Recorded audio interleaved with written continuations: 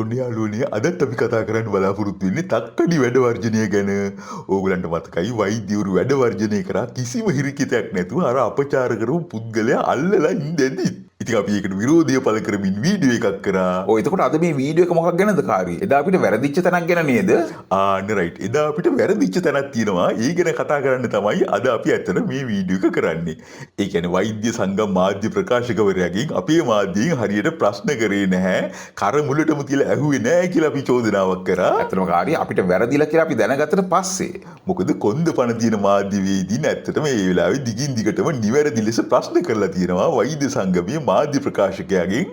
අපිට මේ වීඩියෝ එක දැන් තමයි විස්තර සහිතව හම්බුනේ. ඉතින් ඒ නිසා අපි තීරණය කරා අපේ අදහස් එළියට දාන්න. ඉතින් මේ වීඩියෝ එකෙන් මොකද්ද වෙන්නේ කාරී? මාධ්‍ය ප්‍රකාශකයා හිර වෙනවද? ඇත්තටම හිර වෙන්න දෙයක් නැහැ. කොන්ද පණ තියෙන මාධ්‍යවේදීන් හිටියොත් තක්කඩි මාධ්‍ය ප්‍රකාශකයා හිර වෙනවා කියලා අපි කලිනුත් කිව්වා.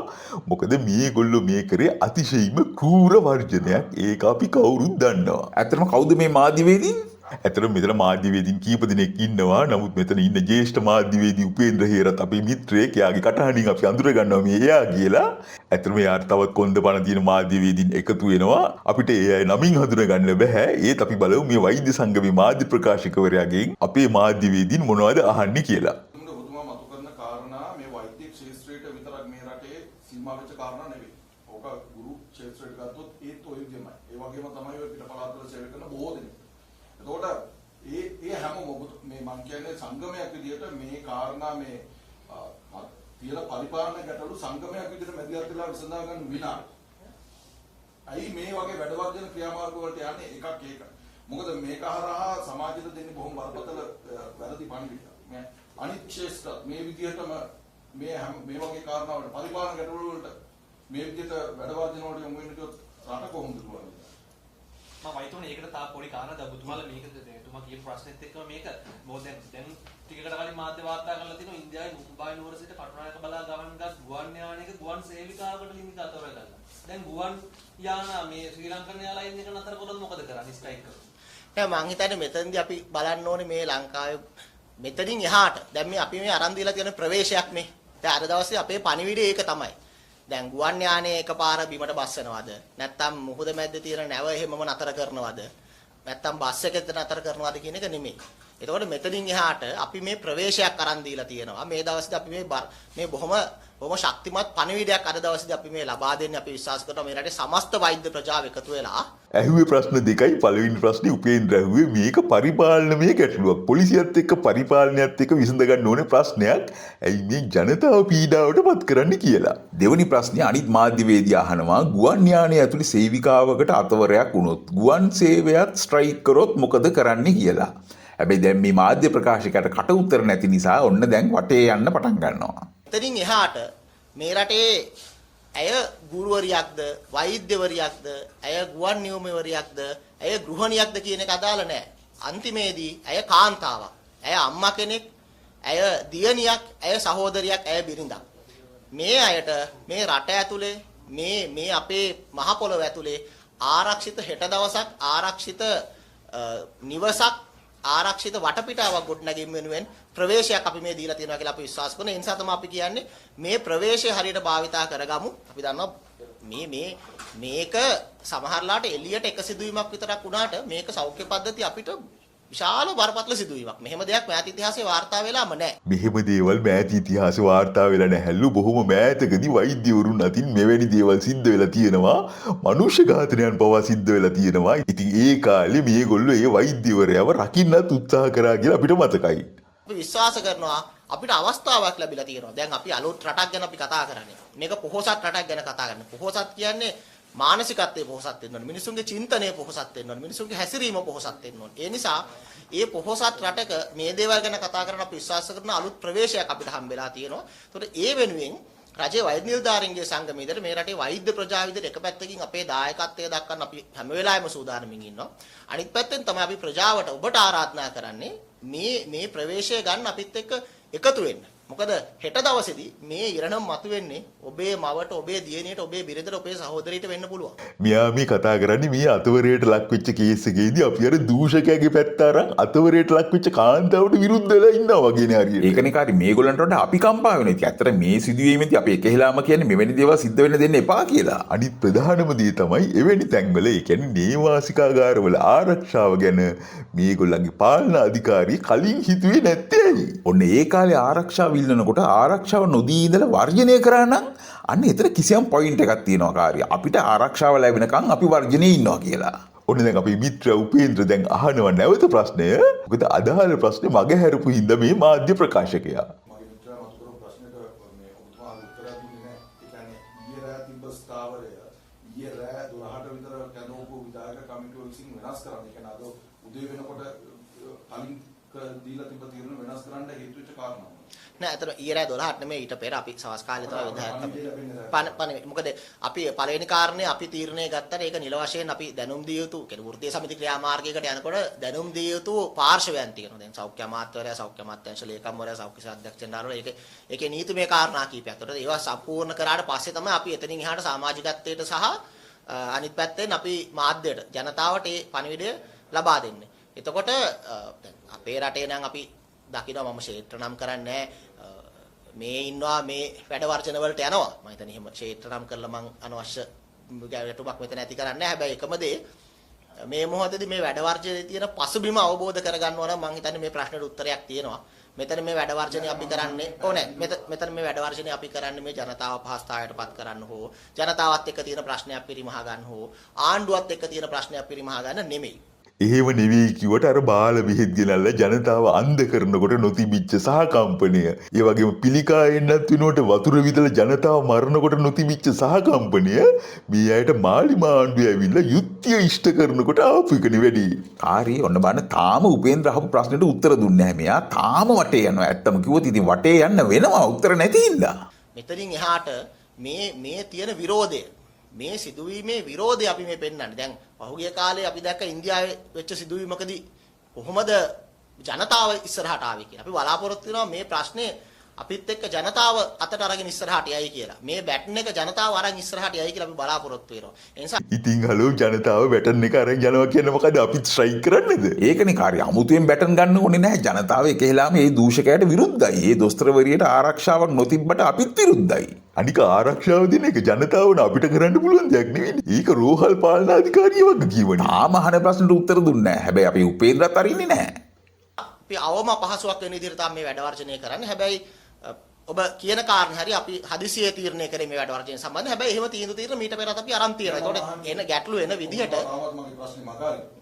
මං අහන්නේ මේ තීරණය ගන්න හේතු වෙච්ච කාරණා මොනවද? නෑ පැහැදිලිව මම කිව්වේ ප්‍රකාශයෙන්ම කියනවා ආරක්ෂකාංශ මේ සඳහා සාධනීය ප්‍රවිෂ්ටයක් තියෙනවා කියලා. පොලිස් කණ්ඩායම් 5 විශේෂ කාර්ය සාධක බලකාය.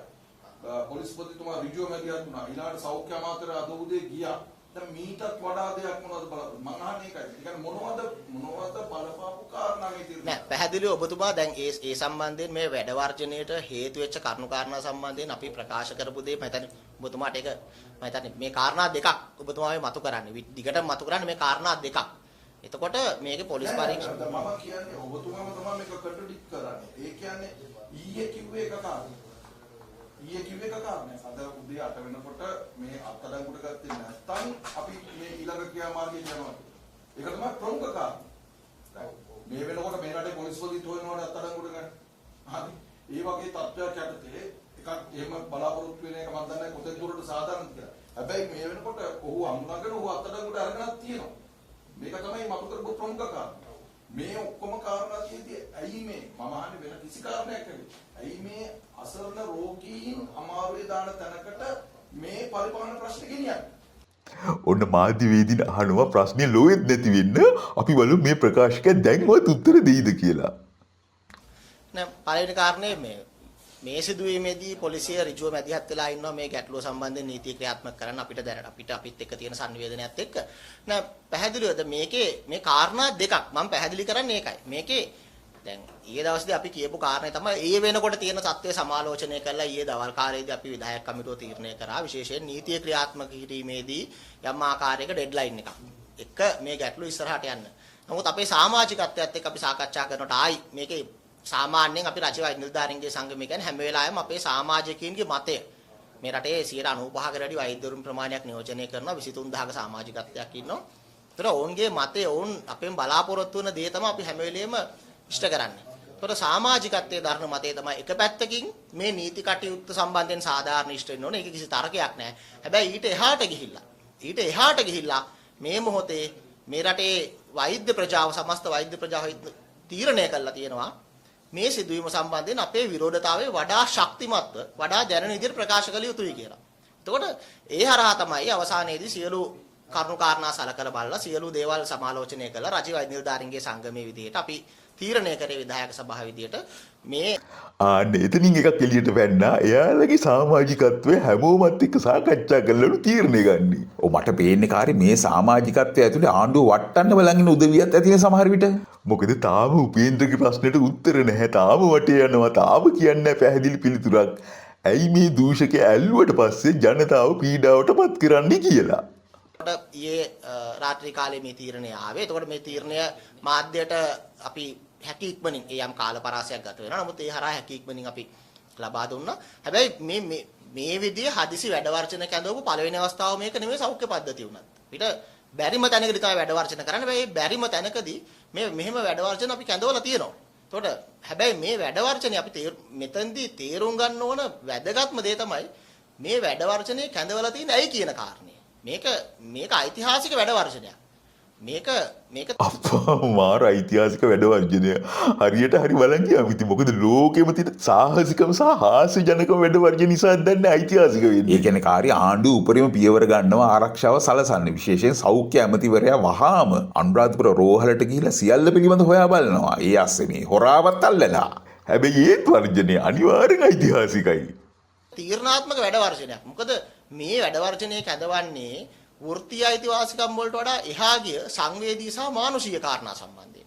එතකොට එතෙන්දී අපි විශ්වාස කරනවා මේ රටේ මහ ජනතාව සහ සියලු පාර්ශවත් මේ ගැටලුවේදී මේ රටේ වෛද්‍ය ප්‍රජාවත් එක්ක මේ රජයේ වෛද්‍ය නිලධාරීන්ගේ සංගමයත් එක්ක එකට සිටගත යුතුයි කියලා. මොකද හෙට දවසේදී ඔවුන්ටත් මේ ඉරණ මත් වෙන්න පුළුවන්.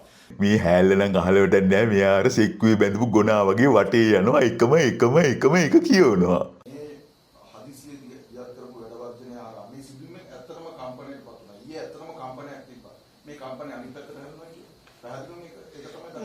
අපි එහෙම විශ්වාස කරන්නේ ආන්න දැකද අපි මාධ්‍යවේදියගේ පොයින්ට් එක.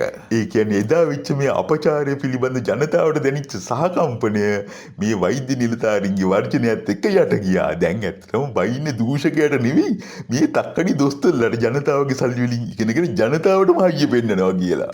නෑ මොකද මේකේ මේ සිදුවීමේ බරපතල බව මේ සිදුවීමේ අමානුෂික බව මේ සිදුවීමේ මිලේච්ඡත්වය සහ ඒහා බැඳුණු වේදනාව ඒ වෛද්‍යවරියට විතරක් නෙමෙයි අපි හැමෝටම තියෙන වේදනාව මේ තීරණය හරහා වෙනස් වෙයි කියලා අපි විශ්වාස කරන්නේ නැහැ. මොකද මම දන්න දේ ශ්‍රී ලාංකිකයා කියන්නේ බොහොම සංවේදී ජාතියක්. ශ්‍රී ලාංකිකයා කියන්නේ බොහොම හැඟීම්බර ජාතියක්. ඒ නිසා ඔවුන් මේ සිදුවීම සම්බන්ධයෙන් මීට වඩා සංවේදී කියලා අපි විශ්වාස කරනවා.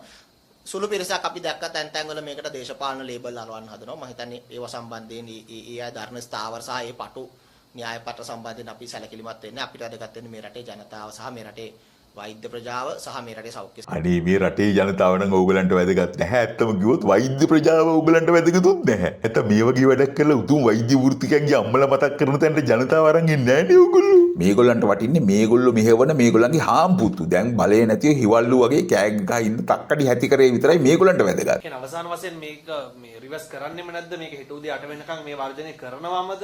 මේක නවත්තන්න ඒ කියන්නේ දැන්වත් සාකච්ඡා කරලා අතරමැද මේක නවත්තන්න සූදානමක් නැද්ද?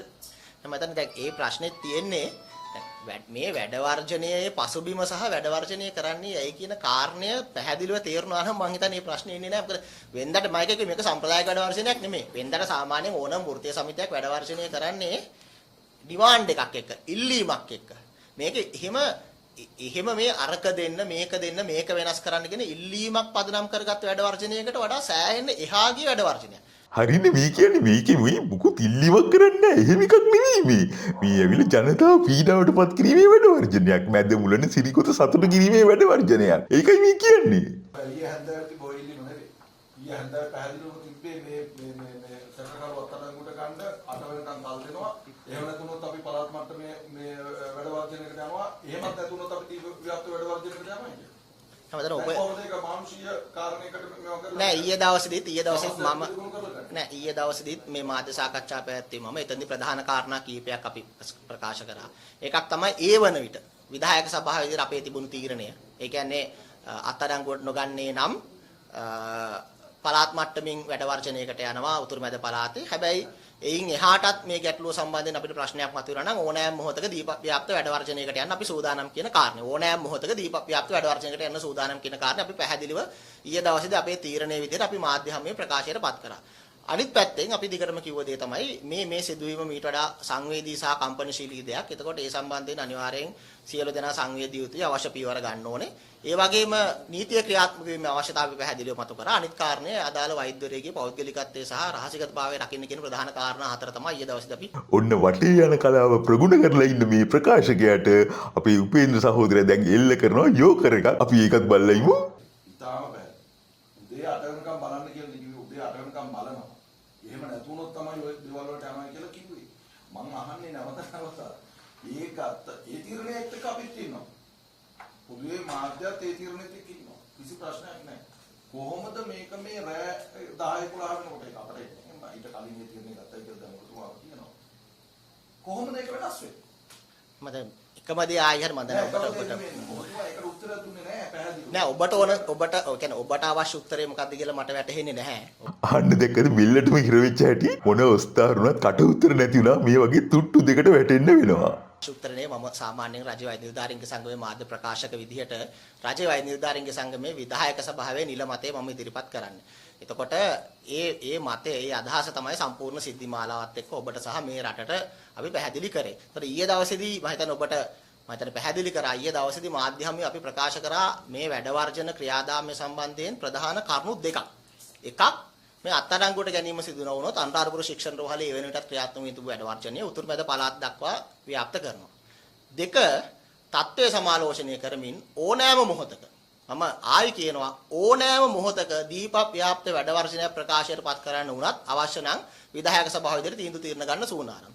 එතකොට තමයි කිව්වේ. තත්ත්වයේ සමාලෝචන එතනින් එහාට අපි කොහොමත් නිරන්තරව මේ වගේ සිදුවීමක් වුණාම අදාළ පාර්ශවත් එක්ක නිරන්තරයෙන් තොරතුරු හොමාරු කරගනිමින් මේ තත්ත්වය අඛණ්ඩව සමාලෝචනය කරගනිමින් ඉන්නේ. මෙතන හවස විධායක සභාවක් තියලා අවසන් කළා තීන්දුව తీරන ප්‍රකාශයට පත් කරලා ගෙදර ගිහිල්ලා මේක අමතක කරලා අපි වැඩ කරගන්නේ නැහැ. ඒතකොට නිරන්තරව මේ සිදුවීම සම්බන්ධයෙන් සම්බන්ධ අනුරාධපුර ශික්ෂණ රෝහලත් එක්ක සෞඛ්‍ය අමාත්‍යවරයාත් එක්ක අමාත්‍යාංශයත් එක්ක පොලිසියත් එක්ක මේකේ ප්‍රවණතාවයන් අපි බලමින් සහ මේ සියලු දේවල් අපි සමාජිකත්වයට සමග සාකච්ඡා කරමින් තමයි අපි තීන්දුව తీරන වලට එළඹෙන්නේ.